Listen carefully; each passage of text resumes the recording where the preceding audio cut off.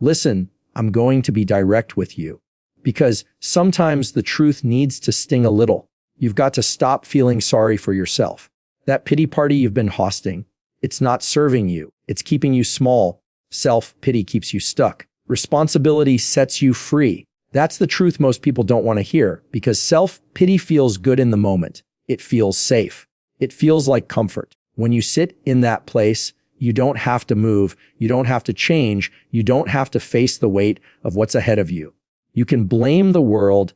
You can blame people. You can blame circumstances. And for a while, it gives you a sense of relief because you don't have to carry the responsibility. But relief isn't freedom. Comfort isn't growth. Self-pity is the anchor tied to your feet while you're trying to swim to shore. And the longer you hold on to it, the deeper you sink. The truth is, life will always hand you things you didn't choose, situations you didn't deserve, loss you didn't see coming, pain you didn't sign up for. And it's tempting to live inside the story of what hurt you, to replay it and relive it until it becomes your identity. That's what self-pity does. It convinces you that your pain is permanent, that your circumstances are stronger than you, that you've been dealt a hand you can't play. But the moment you let responsibility step in, everything changes. Responsibility doesn't erase the pain, but it gives you power. It shifts the focus from what happened to what you're going to do next. It stops the cycle of blame and opens the door to action. Think about it. Every time you sit in self-pity, you're giving your power away. You're saying the person who hurt you is in control.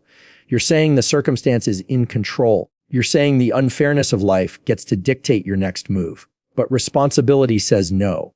Responsibility says the pain is real, but it doesn't own me. Responsibility says the past happened, but it doesn't get to define me. Responsibility says I get to decide what happens from here. That's freedom. That's power. That's growth. A responsibility isn't about pretending everything is fine. It's not about ignoring what broke you or minimizing what you've been through. It's about refusing to stay stuck in it. It's about saying, yes, this hurt me, but I refuse to let it control me. Yes, this knocked me down, but I refuse to stay down. Responsibility is the mindset shift that turns victims into victors, that turns brokenness into strength, that turns obstacles into opportunities. It's not easy. It's not comfortable, but it's the only way forward. Self-pity will always whisper to you. It will tell you that you deserve to stay in bed. It will tell you that nobody understands. It will tell you that it's easier to wait, easier to complain, easier to blame. And the more you listen to it, the more it robs you of your energy, your confidence, your momentum. But responsibility has a different voice. Responsibility says, get up. Responsibility says, try again. Responsibility says, even if nobody claps for you, you keep moving. Responsibility says your future is worth the fight. Look at the people who inspire you. The leaders, the survivors, the builders, the fighters. They didn't get there by sitting in self-pity. They didn't rise because life was easy. They rose because they chose responsibility over excuses. They took what life handed them and decided to build anyway. They took what broke them and decided to turn it into fuel. That's why their stories inspire us, because deep down we know we have the same choice.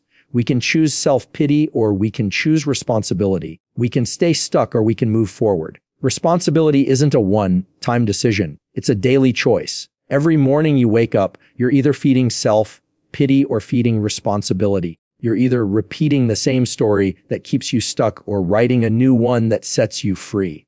And the more you choose responsibility, the stronger you get. The more momentum you build, the more freedom you feel. Because freedom isn't about life being perfect. Freedom is about knowing that no matter what life throws at you, you still have the power to respond, to rise, to rebuild. Self-pity tells you you're helpless. Responsibility reminds you you're capable. Self-pity tells you you're broken. Responsibility reminds you you're being built. Self-pity tells you the world is against you. Responsibility reminds you that you're strong enough to keep going anyway. And every time you choose responsibility, you step closer to the person you were meant to be, the life you were meant to live, the strength you were meant to walk in. The chains that keep most people stuck aren't their circumstances, it's their mindset. It's the belief that life has to be fair before they can be free. But life doesn't work that way. You don't get to control the storm, but you get to control the way you sail through it.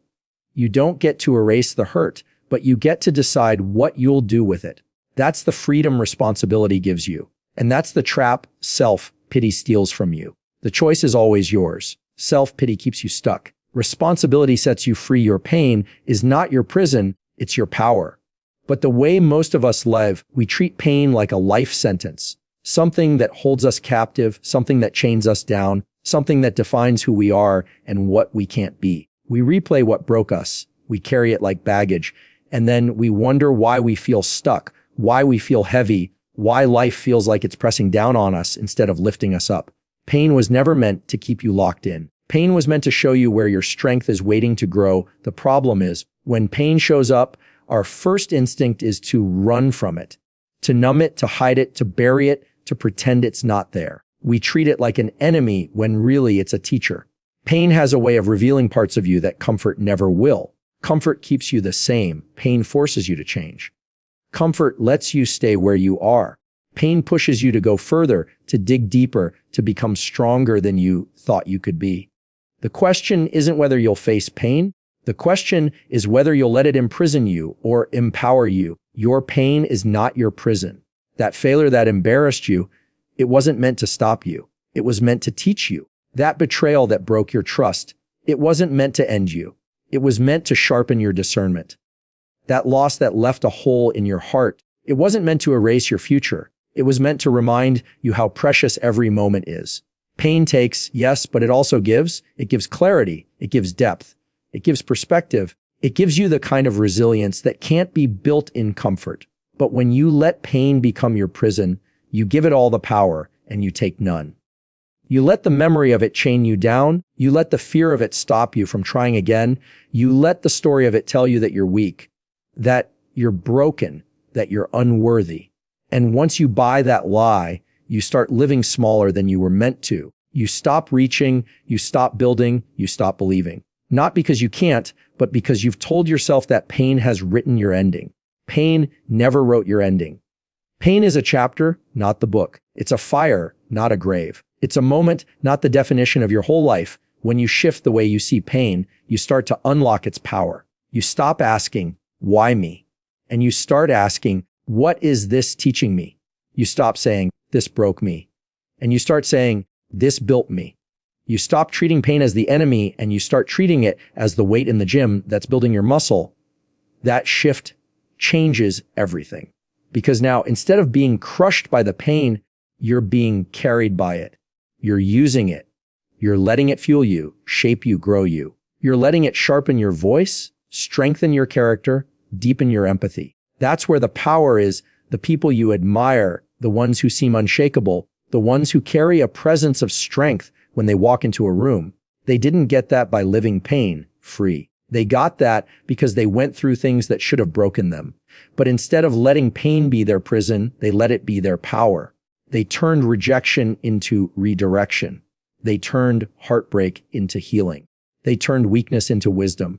They learned to see pain differently. And because of that, they learned to use it differently. And the truth is, you can do the same, but it takes honesty. You can't fake it. You can't just say, I'm strong, while hiding from the pain that's shaping you. You've got to face it. You've got to sit with it. You've got to look it in the eye and say, you don't own me. That's where the shift happens. Not when you deny pain, but when you stop letting it define you. Not when you ignore the wound, but when you decide the wound is not your identity. Pain is real, but it is not the end. It's a process. It's a tool.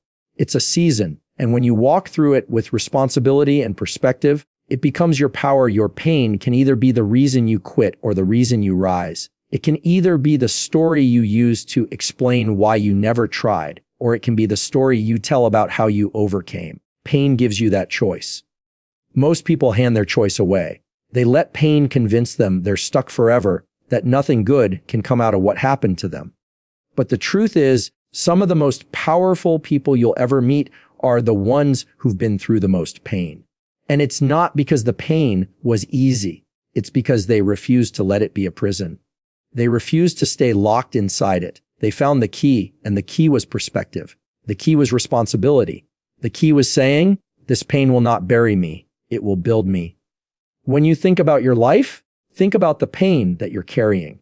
The moments that still hurt, the chapters that still sting. Now imagine if you stopped treating those moments as prisons and started treating them as power. Imagine if instead of saying, "This ruined me," you said, "This remade me." Imagine if instead of replaying the pain, you started replaying the lessons, the strength, the clarity, the resilience. Imagine if instead of shrinking every time you remembered it, you stood taller, knowing that what tried to break you is the very thing that built you into who you are today. That's the shift that changes your future. That's the shift that unlocks freedom. That's the shift that turns pain from a prison into power